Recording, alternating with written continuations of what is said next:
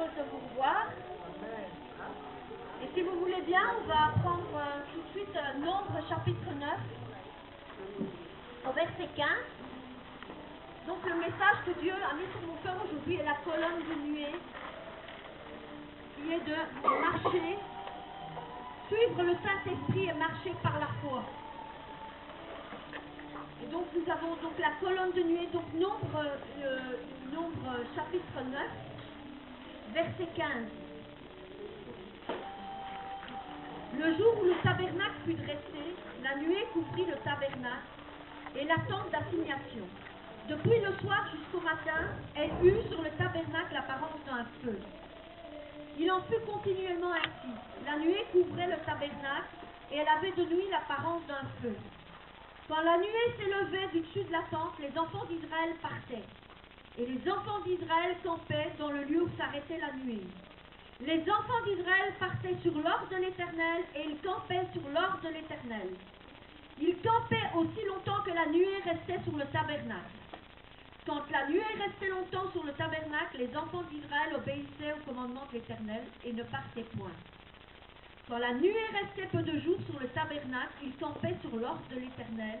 Ils partaient sur l'ordre de l'Éternel. Si la nuée s'arrêtait du soir au matin et s'élevait le matin, ils partaient. Si la nuée s'élevait après un jour et une nuit, ils partaient. Si la nuée s'arrêtait sur le tabernacle 2 jours et 1 mois ou une année, les enfants d'Israël restaient campés et ne partaient point. Et quand elle s'élevait, ils partaient. Ils campaient sur l'ordre de l'Éternel et ils partaient sur l'ordre de l'Éternel. Et ils obéissaient au commandement de l'Éternel sur l'ordre de l'Éternel par Moïse. Amen. Amen. Alors on va prendre un passage aussi dans le Nouveau Testament qui, moi je dirais, est une parallèle quand même à Nombre 9, qui est dans Jean 3, chapitre 3, verset 8. Donc c'est Jésus qui parle à Nicodème et qui lui dit, ce qui est né, verset 8, le vent souffle où il veut et tu en entends le bruit, mais tu ne sais d'où il vient ni où il va. Il en est ainsi de tout homme qui est né de l'Esprit. Amen. Amen. Donc voilà ce que Dieu m'a mis à cœur, donc c'est la colonne de nuée. Donc Dieu nous appelle à marcher non par la vue mais par la foi. Amen. Non par les habitudes mais par la foi. Nous ne sommes plus ici-bas et nous avons été rachetés par le sang de Jésus-Christ. Et notre patrie, elle est céleste. Notre cité d'ici-bas, elle n'est pas permanente. Parce que des fois, on aurait tendance à vouloir s'installer. Mais notre cité n'est pas d'ici-bas. Notre cité est céleste. Et nous sommes pèlerins et voyageurs sur cette terre. On ne doit plus se conformer au siècle présent, mais on doit être renouvelé dans notre intelligence. Amen. Pourquoi? Parce qu'en étant renouvelés dans notre intelligence, nous pourrons suivre la nuée, c'est-à-dire le Saint-Esprit nous donnera des directions précises. En étant renouvelés dans notre intelligence, nous pourrons suivre les directions du Saint-Esprit. Et ne pas se laisser aller par le courant qu'on pourrait trouver ici-bas, le courant terrestre. Donc Dieu nous invite vraiment à être renouvelés par le Saint-Esprit. Et il nous appelle à marcher non plus selon nos raisonnements, mais par son esprit. Une chose peut nous sembler correcte, comme on dirait politiquement correcte, hein, mais en fait c'est ce que Dieu dit qui compte. Vous savez, j'avais entendu une fois un témoignage, un homme était dans la rue, et tout d'un coup Dieu lui dit, tu rentres dans la pompe essence et tu fais le poirier.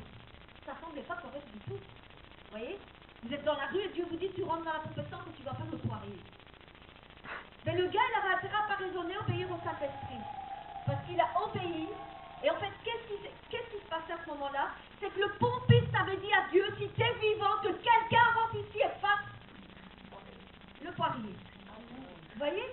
Mais si cet homme avait commencé à raisonner, mais il ne serait jamais rentré dans la pompe essence en train de faire le poirier. Vous voyez? Les choses de Dieu, ça semble une folie. Mais Dieu nous demande d'obéir, des fois sans même réfléchir.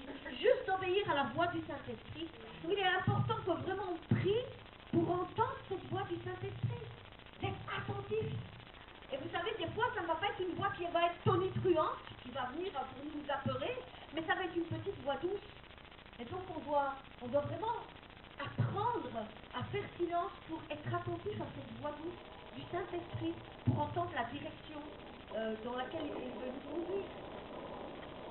Donc il faut toujours être attentif au Saint-Esprit pour accomplir sa volonté. Il m'est arrivé d'être dans un endroit que Dieu me demande de le quitter. Moi, donc, comme je vous ai dit la semaine dernière, je me suis convertie en 1992. J'étais là dans mon église de baptême. Et puis en 1998, ça a été une période de transition. Dieu a envoyé un revivaliste du Canada. Et il s'est passé quelque chose de nouveau. C'est-à-dire que c'était une période où Dieu a commencé à faire sortir des gens des églises qui étaient mortes. C'est-à-dire que ces églises, à un moment donné, elles avaient pu exister, mais l'esprit s'était éteint. Donc qu'est-ce que Dieu fait? Ben, il envoie des serviteurs. Et il a envoyé un revivaliste, donc qui a fait des réunions de réveil. Et dans ces réunions de réveil, dans cette salle, il y avait 17 églises de réunies. Et c'était un moment de transition où des personnes qui étaient dans ces églises où il n'y avait plus la vie, ben Dieu a fait quelque chose. Et donc voilà, il fallait que je sois attentif à la voix du Saint-Esprit. Et Dieu m'avait dit que c'était maintenant comme si ça allait être les Josué. Voilà, à un moment donné, il y a eu Moïse, mais Moïse, à un moment donné, est décédé, et c'est Josué qui a pris la relève. Et donc, c'était une période de transition. Il y a des choses nouvelles qui sont arrivées, des églises nouvelles qui sont nées, parce que les choses là, c'était éteint. Et effectivement, mon pasteur est décédé 1 an après. Vous voyez comment Dieu il est fidèle. Donc, il nous a dirigés vers ce mouvement-là. Et c'était comme une rivière, en fait. Dieu nous a conduits dans une rivière. Vous savez, Dieu est bon, hein, il dit qu'il produira même des sources d'eau vive, là où il y a le désert. Et quand on est attentif à sa voix, et quand on crie à lui, mais il ne nous laissera jamais. Il va nous conduire, il est fidèle, il est le berger. Il a conduit son peuple pendant 40 ans dans le désert au travers de Moïse, et il n'a pas changé. Et donc voilà, il faut vraiment ne plus agir selon nos raisonnements, mais selon son esprit. Et donc, il se peut que dans un endroit, la gloire puisse se retirer, mes bien-aimés. Il se peut, parce que Dieu peut donner plusieurs avertissements, et puis le peuple n'en revient pas de ses mauvaises voies. Et il y a malheureusement aujourd'hui des endroits où la gloire de Dieu s'est retirée. Et qu'est-ce qui reste de la religion? Donc, il est important d'être attentif au Saint-Esprit. Et ceux qui vivent dans l'intimité avec le Saint-Esprit, eh bien, ils discerneront ce qui se passe. Vous voyez? Ils discerneront ce qui se passe. Dieu va leur montrer. Il va leur dire, voilà, il va voir que son peuple, il meurt de soif, celui qui est attentif, et qui n'est pas tombé dans l'esprit de religiosité, eh bien, il saura qu'il doit chercher un endroit où il va trouver de l'eau vive. Parce que Jésus est la source d'eau vive, et il ne nous laissera pas périr dans le désert. Il a ordonné à Moïse de frapper sur le rocher dans le désert. L'eau est sortie du rocher, mais aujourd'hui, même, il ne va pas laisser son peuple assoiffé dans le désert. Donc ceux qui vivent selon les coutumes et des habitudes et des traditions religieuses, ils se rendent compte de rien en fait. Ils ne se rendent pas compte qu'ils sont en train de mourir de soif parce qu'ils sont tombés dans les habitudes et dans la religion. Vous voyez, donc à la limite, peut-être même leur soif, ils n'ont plus soif parce qu'ils sont dans des habitudes et ça c'est triste. Et donc ils ne se rendent plus compte de rien, pourtant la gloire est en train de partir. Il y a des endroits où j'ai connu que la gloire est en train de partir et certaines personnes ne se rendent compte de rien. Mais celui qui vient à cœur avec Jésus-Christ, dans l'intimité, lui, le Seigneur lui montrera. Et il lui dira, ben voilà, tu prends, comme dans Nombre chapitre 9, tu prends ton campement, tu prends tes affaires et tu pars. Voilà. Donc toujours sous la direction du Saint-Esprit. Donc Jésus est fidèle et il ne nous abandonne jamais. Si nous sommes attentifs à sa voix, il nous conduit car il est écrit dans Ésaïe 58, verset 11. L'Éternel sera toujours ton guide. Il rassasiera ton âme dans les lieux arides et il redonnera de la vigueur à tes membres. Donc tu seras comme un jardin arrosé, comme une source dont les eaux ne tarissent point. Et il nous conduira jamais dans le néant. Si vous êtes attentif à sa voix, il ne vous conduira jamais dans le néant. En tout cas, moi, ça fait 21 ans que je connais Dieu. Il ne m'a jamais conduit dans le néant.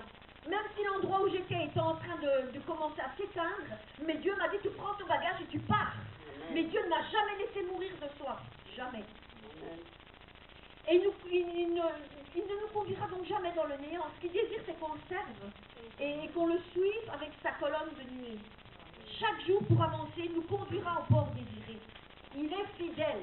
Et chaque jour, il nous montrera la voie vive et il nous conduira. Si nous sommes attentifs, si nous cherchons sa présence, il nous conduira au port désiré. Il ne désire pas qu'on ait des béquilles humaines. Parce que beaucoup de gens s'appuient sur des choses humaines. Mais ici, la chose humaine, bon, elle est humaine et elle a des limites. Et puis, si la chose humaine, ben, elle vient à décevoir, et puis la personne, ben, elle est perdue. Comme quelqu'un qui voit que vous lui enlevez ses béquilles, ben, la personne, elle est perdue un peu sans ses béquilles. Mais Dieu désire nous enlever nos béquilles. Il veut qu'on s'appuie uniquement sur lui.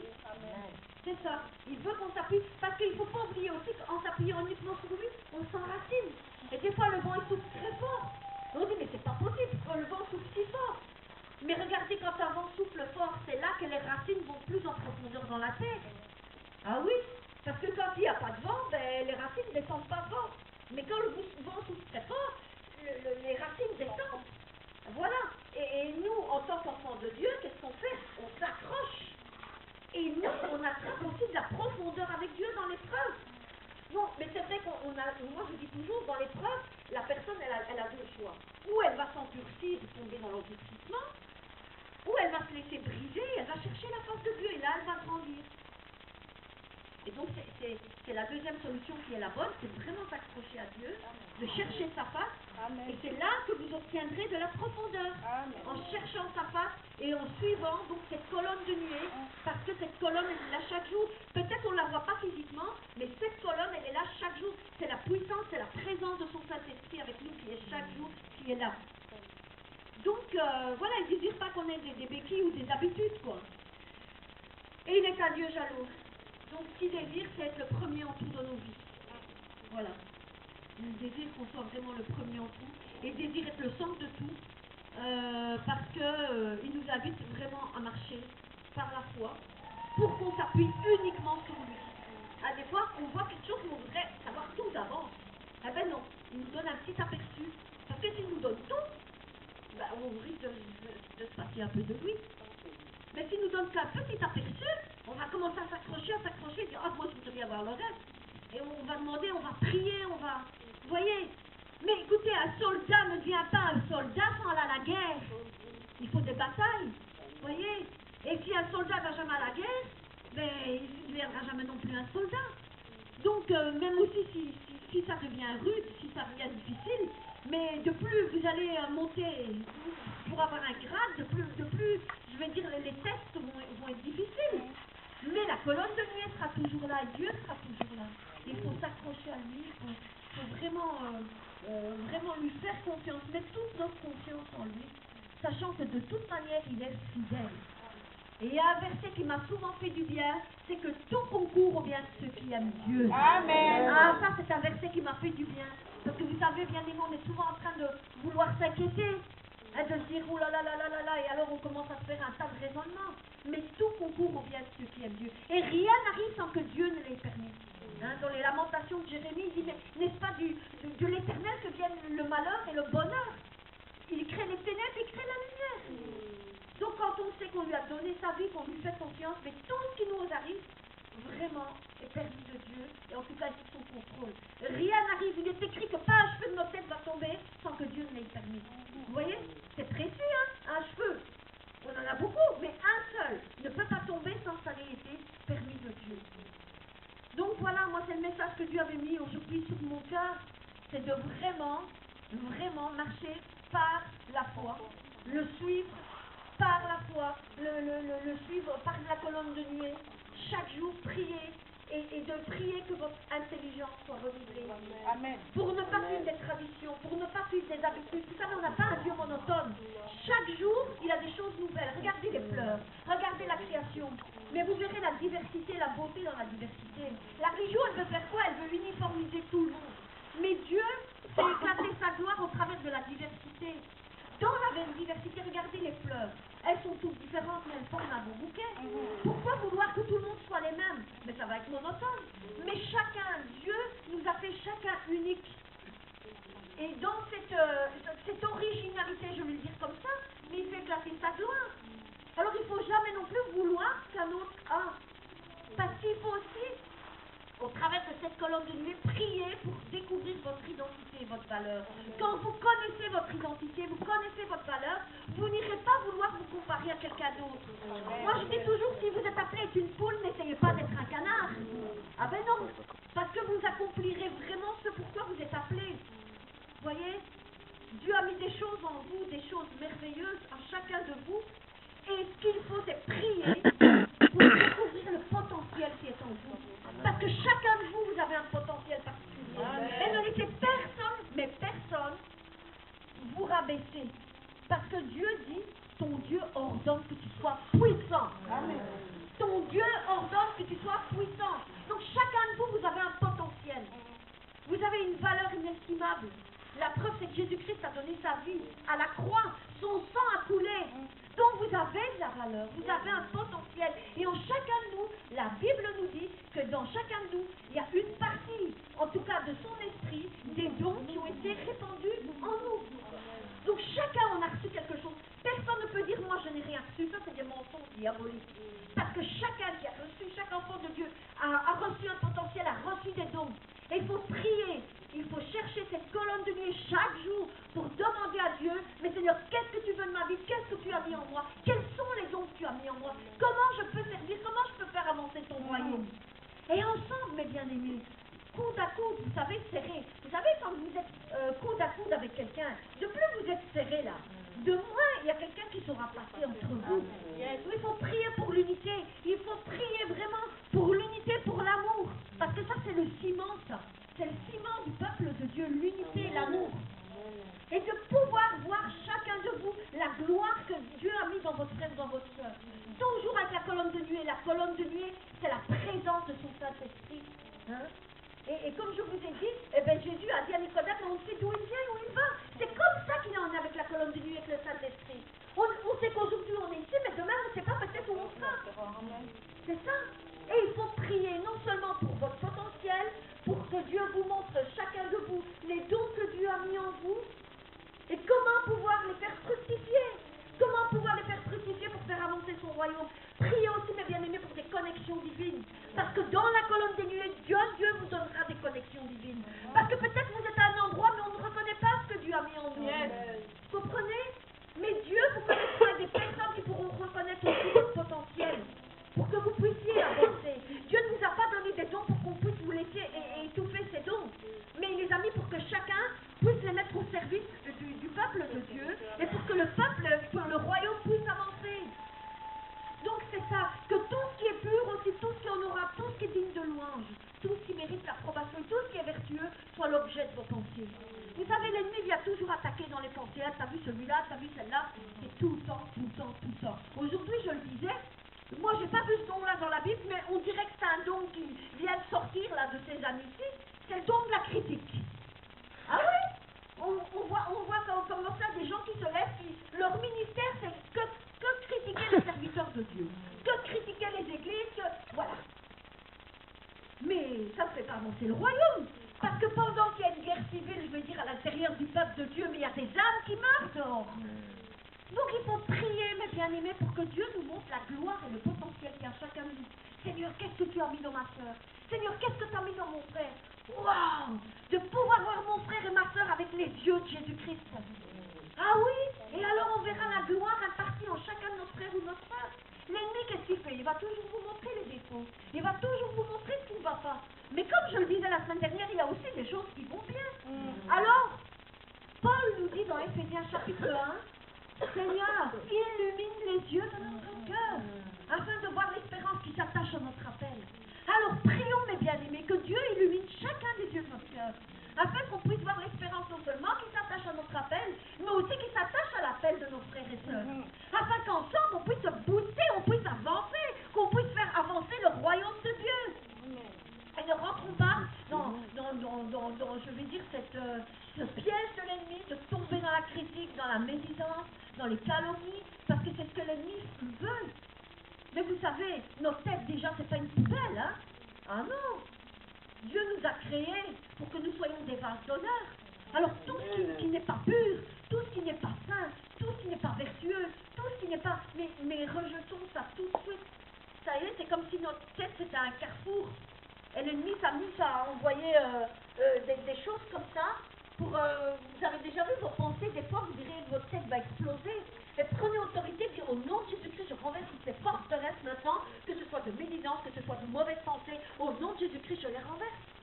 Toujours avec la colonne de nuée, parce qu'avec la présence du Saint-Esprit, eh bien, vous discernerez ces choses et vous serez vraiment aptes à les renverser et à faire avancer le royaume de Dieu.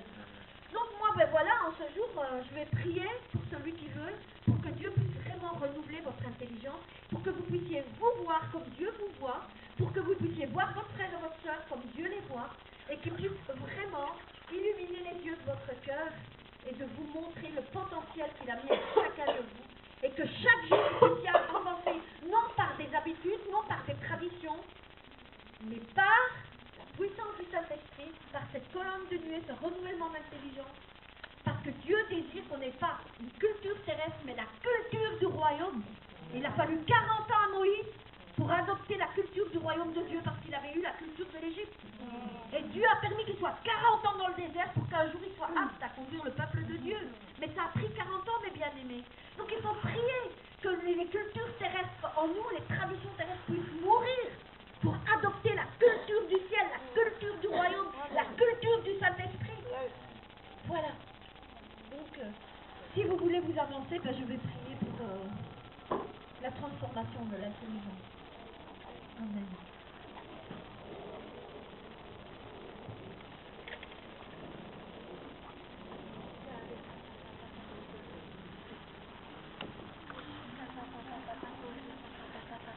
Saint-Esprit, on te bénit, on te loue, on te remercie, cher Saint-Esprit. Merci parce que tu es présent, cher Saint-Esprit. Je te confie, mes frères et sœurs. Je te les confie et je prie maintenant que tu les touches. Que tu les touches, que tu renouvelles leur intelligence. Oh, quelle onction! Chakaria papa papa papa papa. Rapa papa papa shikatala yakoria papa. Touche, Saint-Esprit. Kushaka baba baba baba baba baba baba baba shikatala yakoria papa. Rapa papa papa papa papa papa. Koria papa papa papa papa papa. Rapa papa papa papa. Le Saint-Esprit dit, ne marchez plus selon les choses de cette terre, mais marchez selon mon esprit, dit l'Éternel. Marchez selon mon esprit. Chaque jour, attendez-vous à moi, car je suis la source d'eau vive. Je suis vivant, dit l'Éternel. Je suis vivant. Marchez selon mon esprit. Marchez selon ma nuée. Je vous apprendrai chaque jour à marcher selon ma nuée, selon mon esprit. Levez les yeux en haut et faites mourir les choses qui sont périssables de la terre, mais levez les yeux vers le haut. Affectionnez-vous aux choses d'en haut. Affectionnez-vous aux choses d'en haut.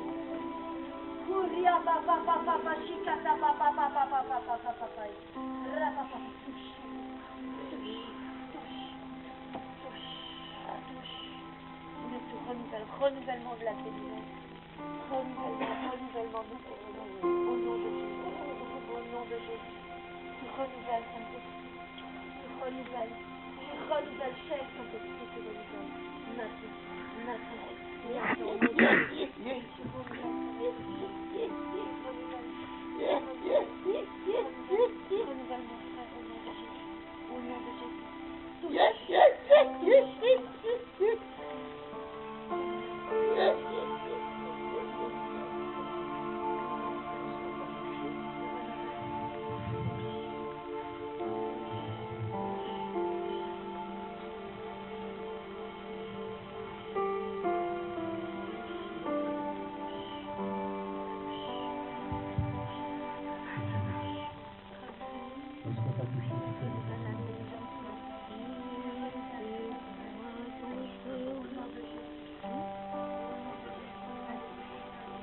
Et rends gloire à Dieu là où tu es assis. Élève son nom pour le message que tu as reçu. Glorifie sa personne, sa présence.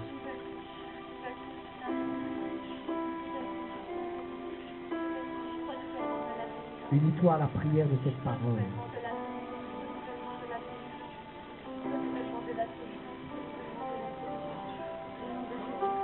Tu renouvelles l'intelligence, Seigneur. Tu renouvelles l'intelligence. Tu renouvelles, Papa.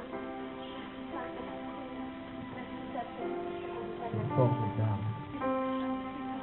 Tu touches au nom de Jésus. Au nom de Jésus. Au nom de Jésus.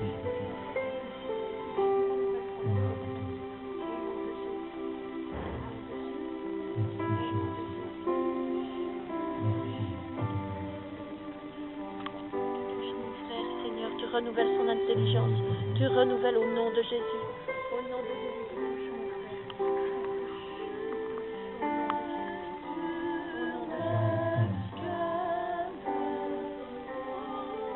Est-ce que chacun peut se tenir debout et lever la main vers le ciel? Parce que tu es venu adorer Jésus. Je veux seulement que tu l'adores. Adore-le. De tout ton cœur, de toute ton âme, de tout ton esprit. Quel que soit ce que les gens disent de toi, quelles que soient les pensées qui traversent ton cœur, élève son nom. Bénis sa présence. Glorifie le nom de Jésus.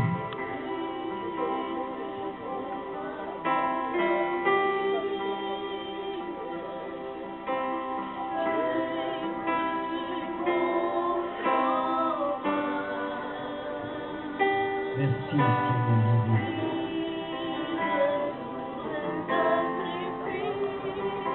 Merci Seigneur Yahvé.